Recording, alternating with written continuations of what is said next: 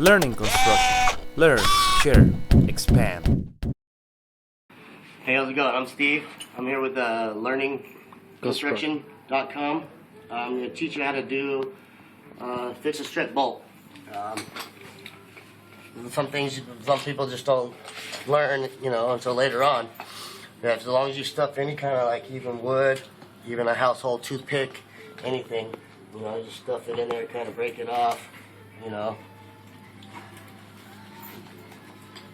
it off, get it in there.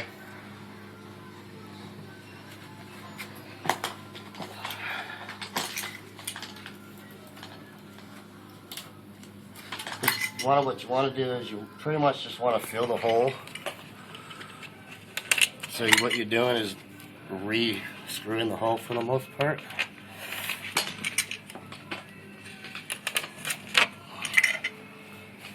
And you get the screw gun, the little trusty screw that didn't want to work.